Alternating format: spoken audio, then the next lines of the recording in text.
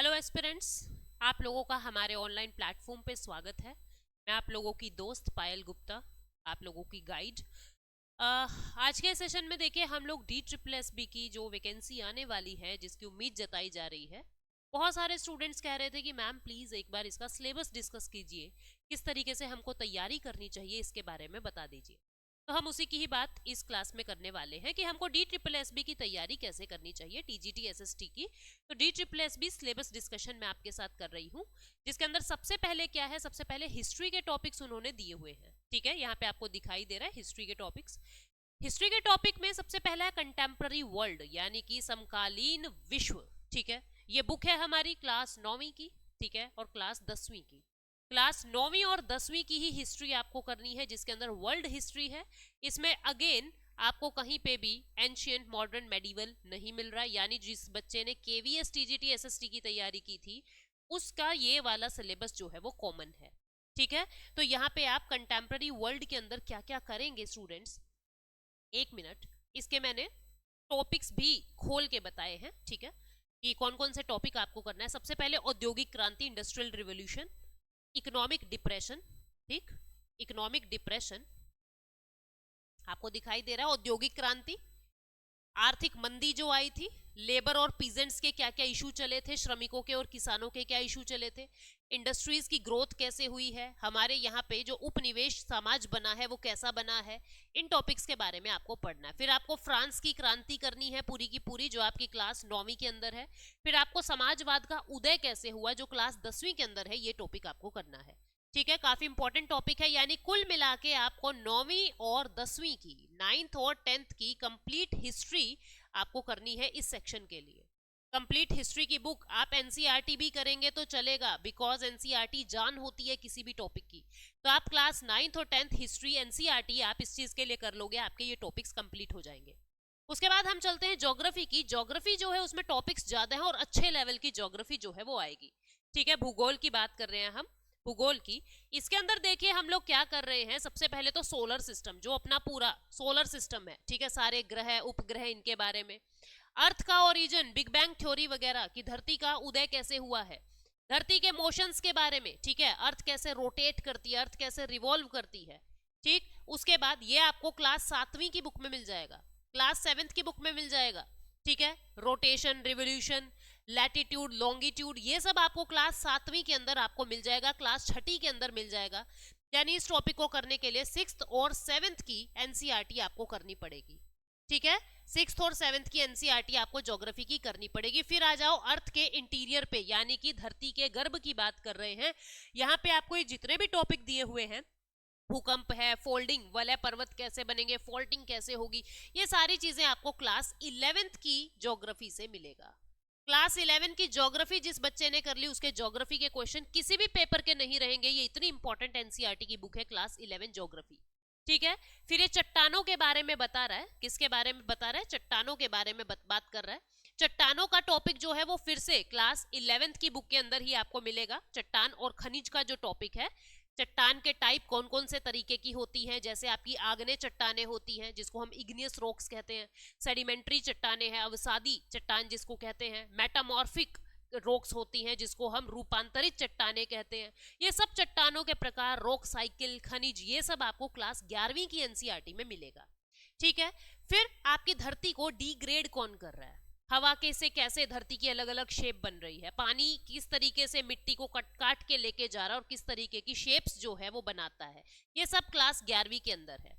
फिर climate, atmosphere के बारे में बातें हो रही है, किस तरीके से धरती पर हीट आ रही है, उस हीट से क्या क्या हो रहा है, कितनी हीट वापस चली जाती है, ये सब चीजें आपको यहाँ पे प्रिपेयर करनी है। धरती के ऊपर कितनी परत है, ठीक है, यानी पूरा एटमॉस्फेयर आपको प्रिपेयर करना है, जो अगेन क्लास 11 की NCERT के अंदर है।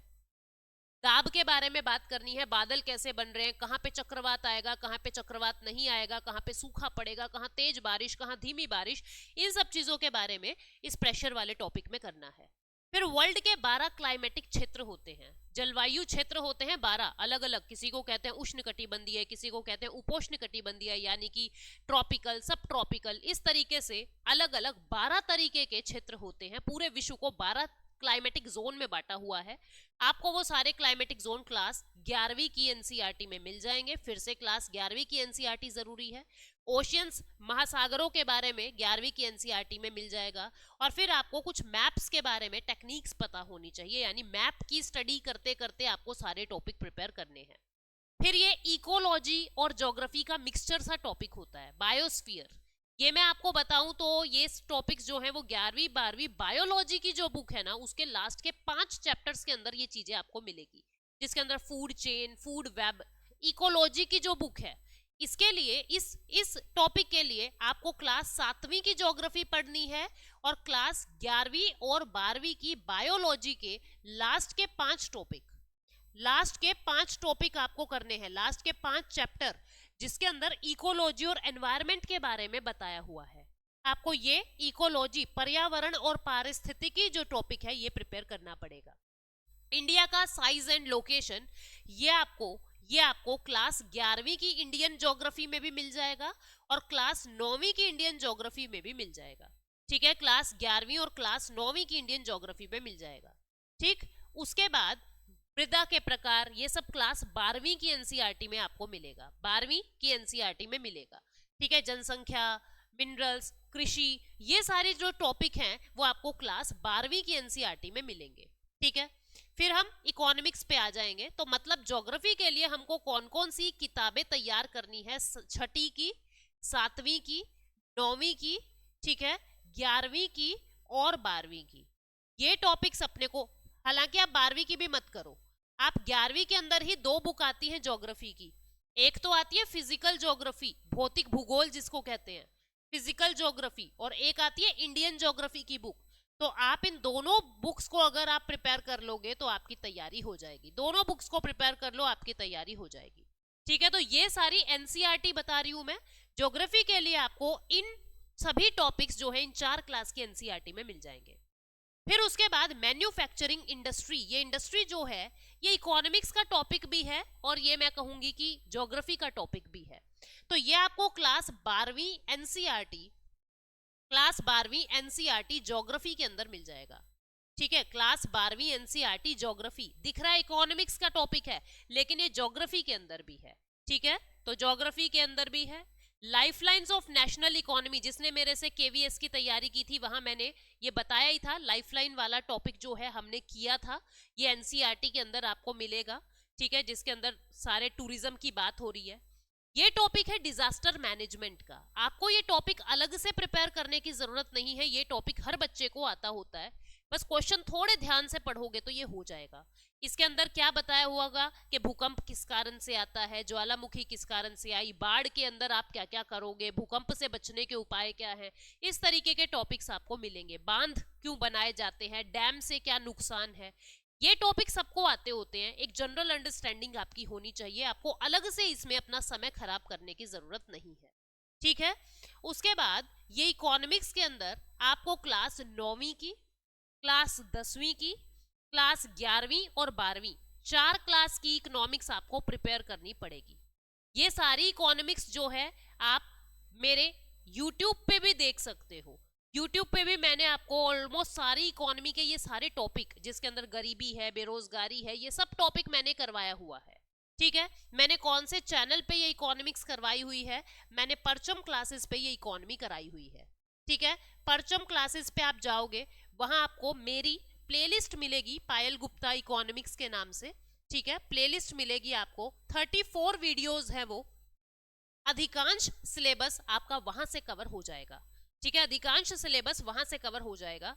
अब टॉपिक्स देख लेते हैं। एक तो पीपल एज रिसोर्स, क्लास 9वीं की एनसीईआरटी के अंदर ये टॉपिक है। गरीबी क्लास 9वीं की एनसीईआरटी के अंदर है।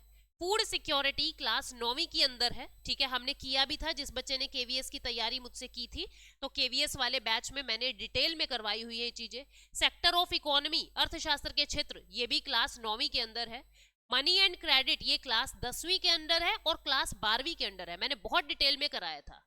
ठीक है, क्लास 12th के अंदर है, या यूट्यूब पे भी मैंने करवाया हुआ है। बैंक्स, ये क्लास 12वीं के अंदर है। ठीक है, अब बात करते हैं पॉलिटी की, यानी सिविक्स की। ये आपको एक बेसिक सी पॉलिटी आनी चाहिए और साथ में class 9th, class 10th, class 11th और क्लास 12th की आपको एनसीईआरटी करनी है। तो मैं एक बार समराइज कर दूं कि मैंने कौन कौन सी किताबें आपको बताई है, पर एक बार हम टॉपिक देख लेते हैं। डेमोक्रेसी, लोकतंत्र के बारे में पढ़ना है, ठीक है, क्लास 9वीं के अंदर दिया हुआ है। भारतीय संविधान आपको क्लास 11वीं के अंदर दिया हुआ है, बहुत अच्छे से इंडियन कॉन्स्टिट्यूशन के बारे में, ठीक है। मैं आपको एक बार बता देती हूं कि मैंने कौन कौन सी किताबें किस सब्जेक्ट के करने के लिए कही है। अगर हम बात करें हिस्ट्री की, तो हिस्ट्री में आपको सिर्फ क्लास 9वीं और 10वीं की हिस्ट्री करनी है, ठीक है। एनसीईआरटी की बात कर रही हूं मैं सभी की। अब मैं बात करूं अगर ज्योग्राफी की, तो आपको ज्योग्राफी में 6th class, 7th class, 9th class, 11th class और 12th क्लास ये किताबें करने की नीड होगी। फिर उसके बाद अगर मैं पॉलिटी की बात करूं, तो पॉलिटी के अंदर आपको 9 से लेके 9th की, 10th की, 11th की और 12th की एनसीईआरटी आपको करनी पड़ेगी अच्छे से। जिसको नहीं पता वो पॉलिटी बाय पायल गुप्ता सर्च कर ले यूट्यूब पे। पॉलिटी बाय पायल गुप्ता यूट्यूब पे सर्च कर लो, आपको पॉलिटी के ये सारे टॉपिक मिल जाएंगे, ठीक है। मैंने पूरी प्लेलिस्ट आईएएस के पॉइंट ऑफ व्यू से बनाई हुई है। आपको जो भी टॉपिक चाहिए, प्रेसिडेंट चाहिए, जुडिशरी चाहिए, वो सब चीजें आप यहां से कर सकते हो। केवीएस के सिलेबस में भी, जो जिस बच्चे ने मुझसे ऐप पे पढ़ा है केवीएस का बैच, केवीएस के सिलेबस में भी मैंने ये सब चीजें करवाई हुई है, ठीक है। पॉलिटी के बाद हम अगर बात करें किसकी, इकोनॉमिक्स की, तो इकोनॉमिक्स के लिए मैंने आपको ये बताया है कि आपको क्लास 9वीं, 10वीं, 11वीं और 12वीं की एनसीईआरटी आपको करनी पड़ेगी। साथ में आप मेरी प्लेलिस्ट देख लें, जो मैंने परचम क्लास पे करवाया हुआ है, बिल्कुल फ्री है, ठीक है। यूट्यूब पे जाना, परचम क्लासेस में मैंने ये करवाया हुआ है, ठीक। आप वहां पे मेरी लेटेस्ट वीडियोस जो है वो देख सकते हो, 34 वीडियो है, अधिकांश सिलेबस आपका वहीं से कवर हो जाएगा। तो ये तैयारी करने का तरीका है, कौन कौन सी किताबें आपको पढ़नी है, कौन कौन से टॉपिक प्रिपेयर करने हैं, इसके बारे में मैंने आपको बताया। समय समय पे हम जो टॉपिक्स हैं वो चैनल्स पे करवाते ही रहेंगे। So thank you so much, take care, bye bye.